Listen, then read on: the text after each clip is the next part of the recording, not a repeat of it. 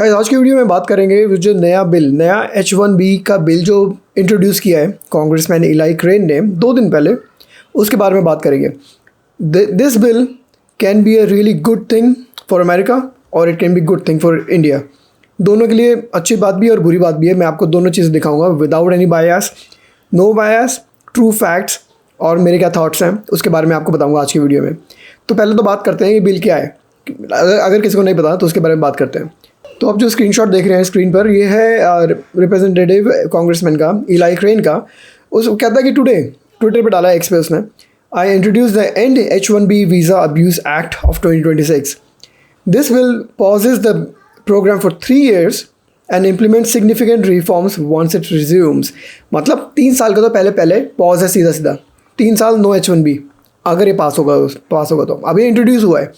अब हम सिर्फ इसके बारे में बात कर रहे हैं। अगर ये पास होगा तो तब की बात कर रहे हैं। तब क्या होगा? अगर ये पास होता है तो H1B वीज़ा 3 साल के लिए पॉज्ड है सीधा। और जब भी 3 साल के बाद जब वापस से चालू होगा तब इसमें 10 नए क्लॉजेस डाले हैं। इसने 10 मेजर रिफॉर्म्स आए हैं, उसके बारे में बात करते हैं। अब क्यों किया इसने ऐसा? क्योंकि उसकी जो आगे स्टेटमेंट है वो है, the federal government should work for hard working citizens not the profit margin of massive corporations.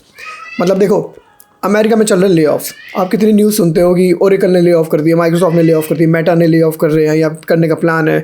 कितने ज़्यादा ले ऑफ हो रहे हैं, राइट? इंडिया में भी हो रहे हैं, सब जगह हो रहे हैं। पर अगर अमेरिका की मार्केट इतनी डाउन चल रही है, लोगों के पास जॉब्स नहीं है, जो कॉलेज के ग्रेजुएट्स बच्चे जो ग्रेजुएट होकर निकल रहे हैं उनको जॉब्स नहीं मिल रही, प्लस फिर हम बाहर से जो फॉरेनर्स आ रहे हैं उनको जॉब देंगे, तो ऑब्वियसली लोगों को तो बुरा लगेगा ना, गवर्नमेंट को भी बुरा लगेगा। H1B वीज़ा बहुत सालों पहले इंट्रोड्यूस हुआ था फॉर ओनली वन रीज़न। पर अगर अमेरिका में जॉब्स हैं और लोग नहीं है उसको करने के लिए, तब बाहर से टैलेंटेड लोगों को लेके आओ। वो कोई भी देश के हो सकते हैं। आज की तारीख में 70% जो वीज़ा इंडियंस को जाता है, पर कोई भी देश के हो सकते हैं वो। तो बाहर से टैलेंटेड लोगों को लेके आओ ताकि वो यहाँ पे जो लेबर की कमी है उसको पूरा कर पाएँ। इसलिए हुआ था H1B वीज़ा का शुरुआत। बट आज की तारीख में वो इतना बदल चुका है कि 10 में से 7 लोग आते हैं जो कि चीप लेबर पे आते हैं, टैलेंटेड नहीं होते। तो चीप लेबर तो यहाँ पे भी कर सकते हैं लोग, कोई बड़ी बात नहीं है। टैलेंटेड लोग आएँ तो ही फ़ायदा है यहाँ की इकोनॉमी को। बट दूसरे हैंड पे क्या होता है कि यहाँ पर अब ले ऑफ चल रहे हैं। बहुत अमेरिकन खाली बैठे हैं, महीनों से खाली बैठे हैं। उनके बच्चे जब कॉलेज से ग्रेजुएट करके निकलते हैं उनको जॉब नहीं मिलती, सबको बुरा लगता है। प्लस हम फिर फॉरेनर्स को जॉब दे रहे हैं जिनका ऑलरेडी H1B वीज़ा अप्रूव्ड है, तो फिर बुरा लगेगा। तो इसी रीज़न से ये रिफॉर्म आ रहा है। ये एक बिल इंट्रोड्यूस किया है इलाई ने। पास होगा नहीं होगा मुझे नहीं पता, पर आपको इसके 10 क्लॉजेस समझाता हूँ क्या है। ओके, नंबर 1 क्लॉज जो हमने ऑलरेडी डिस्कस कर लिया, pauses the issuance of H1B visa for a period of 3 years। 3 साल के लिए कोई नया इशू नहीं होगा। और जिनके पास ऑलरेडी है वीज़ा अप्रूव्ड है, उनको इन 3 सालों में ग्रेजुअली निकलना होगा अमेरिका से। मतलब अप्रूव्ड है तुम्हारे पास, बट इन 3 सालों में you have to go back to your own country. Second clause reduces the cap on H1B visas from 65,000 to 25,000। मतलब इस हर साल 65,000 के करीब वीज़ा H1B वीज़ा लोगों को इशू होता है, उसको रिड्यूस करके 25,000 कर दो। बहुत बड़ा झटका लगेगा इंडिया को, क्योंकि 70% जैसे मैं बताया 70% वीज़ा जो है इंडियंस को जाता है। तो जब 40,000 लोग इसमें से कट हो जाएंगे तो उसमें से 70% मतलब 40 में से 28,000 तो इंडियंस कम हुए ना फिर, तो बहुत बड़ा झटका लगेगा इंडियंस को। तीसरा, codifies the Trump H1B fee of $100,000। मतलब जो $100,000 फ़ी जो ट्रम्प ने डाली है उसको परमानेंट कर दो। वो टेम्प्रेरी नहीं, उसको परमानेंट ही कर दो कि जब भी वीज़ा लगेगा किसी का $100,000 फ़ी देनी पड़ेगी उसको नया वीज़ा लगवाने के लिए, किसी नए बंदे के लिए एप्लीकेशन के लिए। चौथा clause eliminates the lottery system in favour of ways based distribution. मतलब अभी देखो H1B वीज़ा कैसे मिलता है, लॉटरी पे।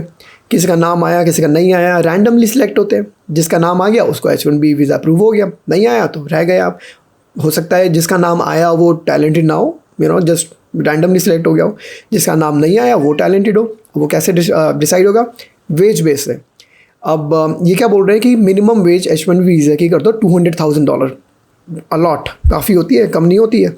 तो उससे क्या होगा कि ऐसा नहीं होगा कि सबकी वेज बढ़ जाएगी, उससे उन्हीं लोगों को वीज़ा मिलेगा जो एक्चुअल में टैलेंटेड हैं, जो बढ़िया टेक्नोलॉजी में बढ़िया फील्ड में काम कर रहे हैं, तो उनको बुलाने का फ़ायदा भी है। तो हाँ, अगर कोई बढ़िया बंदा है तो उसको तो पैसे देने पड़ेंगे ना, को भाई he is worth more, that person is worth more. तो अगर बढ़िया बंदे को बुलाओगे तो पैसे तो ज़्यादा देने पड़ेंगे ना। तो इसलिए आप 200,000 मिनिमम फ़ी कर दोगे, आप मिनिमम वेज कर दोगे आप H1B वीज़ा के लिए। तो उससे क्या होगा, सिर्फ क्रीम बंदे आएंगे, टैलेंटेड लोग आएंगे, चीप लेबर नहीं आएगी। क्योंकि चीप लेबर तो भाई 200,000 की सैलरी तो नहीं कमा सकते चीप लेबर, वो तो कम सैलरी कमाएंगे ना, तो उनका वीज़ा नहीं लगेगा। Which is way better than lottery system. Lottery में तो रैंडमली किसी का भी नाम निकल जाता है, वेज बेस में जो अच्छे क्रीम लोग होंगे उनका ही नाम आएगा। 5वां clause, bars H1B workers from having more than one employer at a time। ये तो आई थिंक ऑलरेडी बैंड था, ऑलरेडी इम्प्लीमेंटेड था, क्योंकि H1B वीज़ा पे आप लोग अपनी कंपनी के लिए ही काम कर सकते हो जिसने आपका वीज़ा लगाया, उसके अलावा कहीं और काम नहीं कर सकते। तो I think this was already in place. छठा clause, this allows H1Bs from bringing their family members with them. ये तो बहुत बड़ा झटके वाली बात है। I don't think this is a good clause, क्योंकि देखो अब कोई आएगा तो इतने सालों के लिए आता है, तो क्या फैमिली छोड़ के आएगा हमेशा के लिए, बीवी बच्चे का क्या होगा। तो ये तो बहुत ही बड़ा झटके वाला क्लॉज है अगर ये बिल पास होता है तो। गाइस यहाँ पे मैं कोई पॉज लूँगा, आपको रिमाइंड कराऊंगा, अगर आप हमारे चैनल या वीडियोस एंजॉय करते हैं सब्सक्राइब करें चैनल को, तो उससे मुझे इंस्पिरेशन मिलेगी, मैं आपके वीडियोज़ कंटिन्यू करता रहूँगा बनाना। 7वां clause, prohibits the federal government from sponsoring और एम्प्लॉइंग नॉन इमिग्रेंट वर्कर्स। तो बेसिकली जो गवर्नमेंट ऑफिस में, गवर्नमेंट जॉब में काम करेगा कोई, तो उसके लिए तो प्रोहिबिट कर दो कि नॉन इमिग्रेंट वर्कर्स को लेना ही नहीं आपको, आप अमेरिकन्स को पहले लो। 8वां clause, ends OPT optional practical training in all its forms.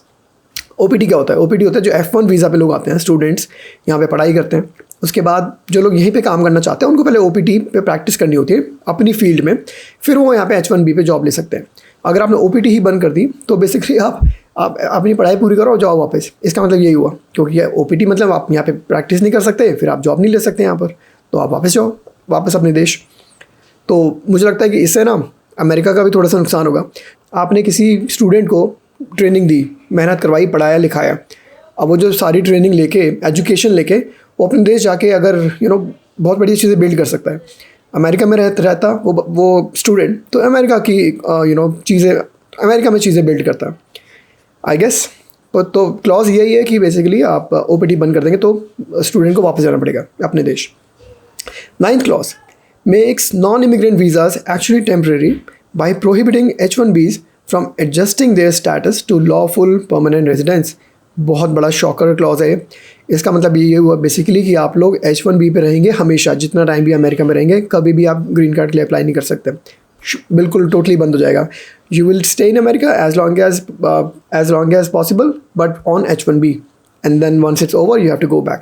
इससे मैं एक इंपॉर्टेंट क्लाउज ये भी बताना भूल गया, इसमें ये भी है एक डिटेल में कि अभी क्या होता है, जो H1B वीज़ा होता है 6 साल के लिए मिलता है, 6 साल विद इनडेफिनेट एक्सटेंशंस। अगर आपका ग्रीन कार्ड अप्रूव्ड है, मतलब प्रोसेस में अप्रूव्ड है, तो you can get extension as many time as long as possible, indefinite, very long. अब इस बिल से क्या होगा, जो 6 साल का टाइम है वो रिड्यूस होकर 3 साल हो जाएगा और नो एक्सटेंशन। बेसिकली आपका अगर आप वीज़ा लगा H1B, आप सिर्फ 3 साल के लिए अमेरिका में रह सकते हैं, नो एक्सटेंशन। आपको 3 साल के बाद वापस जाना ही है अपने देश। कहाँ पर? अगर आप इंडिया से तो इंडिया में। तो ये भी बहुत बड़ा शॉकर है कि 3 साल से ज़्यादा आप अमेरिका में नहीं रह सकते H1B वीज़ा पे, और ग्रीन कार्ड भी नहीं लगा पाएंगे, जैसे ये 9th क्लॉज में लिखा है। एक्सटेंशन भी नहीं मिलेगी आपको, जो अभी इंडेफिनेटली मिलती रहती है, लोग यहाँ पे रहते हैं। 10th clause requires non-immigrants to leave the US first before changing from one non-immigrant status to another। तो अगर आपको कोई स्टेटस चेंज कराना है, आपको पहले वापस जाना पड़ेगा, फिर वहाँ से आप करवाएंगे। तो बहुत बड़े शॉकिंग 10 क्लॉजेज हैं इसमें। ये होगा मेजर रिफॉर्म अगर ये पास होता है तो, आफ्टर 3 years। कोई 3 साल का पॉज होगा अगर ये पास होता है तो। इसमें एक बहुत इंपॉर्टेंट क्लॉज ये भी है जो इस 10 में नहीं लिखा, पर ये है कि अगर किसी अमेरिकन कंपनी को आपको यहाँ पर हायर करना है, H1B वीज़ा पर हायर करना है, तो उसको पहले प्रॉपर पेपर वर्क सबमिट करना पड़ेगा, दिखाना पड़ेगा कि उन्होंने ट्राई किया अमेरिकन्स को हायर करने का और अमेरिकन्स उनको नहीं मिल पाए, और कोई ले ऑफ भी नहीं किया पास्ट में रिसेंटली, और कोई फ्यूचर में भी ले ऑफ करने का प्लान नहीं है अमेरिकन्स को। तभी आप H1B वीज़ा पर आप फॉरेनर्स को हायर कर पाएंगे, वरना आप नहीं कर सकते। ये भी बहुत बड़ा क्लॉज है। मुझे बस इतना पता है कि हर कंट्री के जो पॉलिटिशियंस होते हैं या प्रेसिडेंट होता है वो अपने देश के लिए अच्छा काम करता है, तो उनके हिसाब से ये बिल पास करना चाहेंगे। ये कांग्रेसमैन इलाई क्रेन जो है, एरिजोना के कांग्रेसमैन है, इसलिए करना चाहते हैं क्योंकि बहुत सारे लोग यहाँ पर खाली बैठे हैं, जॉब्स की कमी है, और जिन लोगों का H1B ऑलरेडी अप्रूव्ड है उनको जॉब जाए जा रही हैं, वो लोग जॉब लिए जा रहे हैं, यहाँ पर लोग खाली बैठे हैं। कोई कंपनियाँ वो ट्राई नहीं कर रही। जो सोल पर्पस था ना H1B वीज़ा का, वो ये था कि पहले अमेरिकन को जॉब दो, नहीं अगर ले पा रहे तो फॉरनर्स को जॉब दो। पर अगर अमेरिकन खाली बैठे हैं और उनको जॉब नहीं दे रहे हैं तो फिर कोई फ़ायदा नहीं है इस वीज़ा का। आपको कुछ कमेंट्स पढ़ाता हूँ, और उसमें इंडियंस के भी कमेंट्स हैं, नॉन इंडियंस के भी कमेंट्स हैं, ये भी पढ़ना। मैं दोनों तरह के कमेंट्स पढ़ाऊँगा आपको। पहला कमेंट है ट्रू ह्यूमन का, कह रहा है limit H1B for IIT graduates only will solve the issue of massive influx of scammers and also helps to weed out talent, also no about threat citizenship, stop anchor babies. I am pretty sure कि किसी Indian बंदे का comment होगा, क्योंकि IIT की बात करी है इसने। IIT बहुत बढ़िया रेपुटेड एजुकेशन इंस्टीट्यूशन है इंडिया में, राइट। तो इंडियंस को ही पता है ये बात कि IIT से ग्रेजुएट्स लो ताकि टैलेंट आएगा, पहली बात। दूसरी बात, हम बर्थ राइट सिटीजनशिप भी चालू करो ताकि एंकर बेबीज़ ना हो और स्कैमर्स भी कम आएंगे। अगला कमेंट पढ़ो, आदेश शर्मा का, एक अगेन इंडियन बंदे का कमेंट।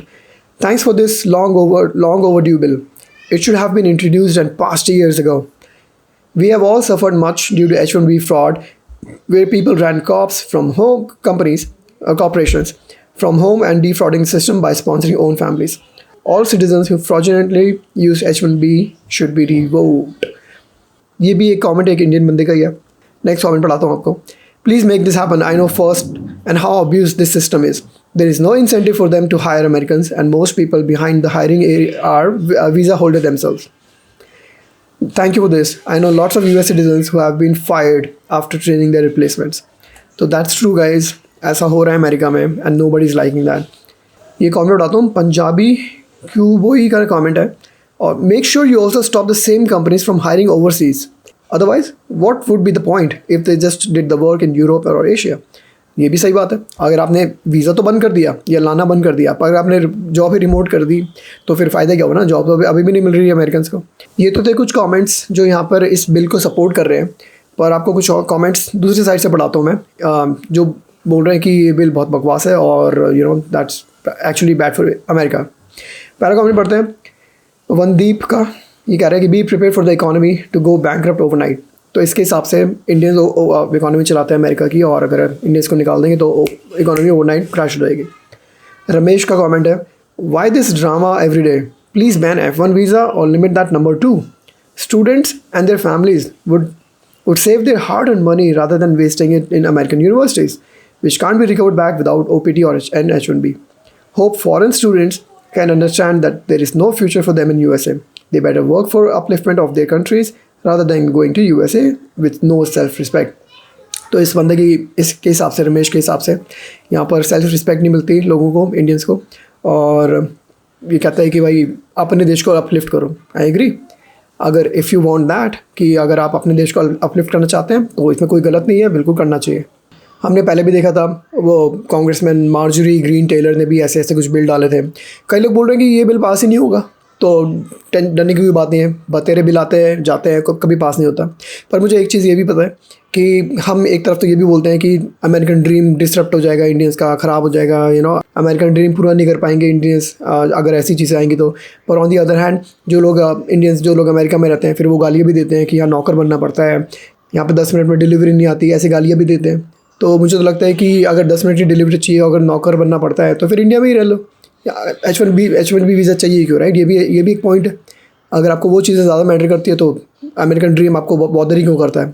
ऐसी न्यूज़ कि वीज़ा बंद हो रहा है या बिल आ रहा है, ये चीज़ें बॉदर भी नहीं करनी चाहिए फिर उस केस में। तो अगर हमें नौकर रहना नहीं पसंद है, हमें राजा की तरह रहना है, या फिर हमें 10 मिनट की डिलीवरी चाहिए, तो फिर आई डोंट थिंक ये न्यूज़ मैटर भी करती है उन लोगों को। यदि आज की वीडियो गाइस आपको कैसे लगी हो कमेंट्स बताना। ऐसी वीडियो और देखना चाहते हैं सब्सक्राइब करें चैनल को। मिलेंगे आपसे एक और वीडियो में। Bye guys.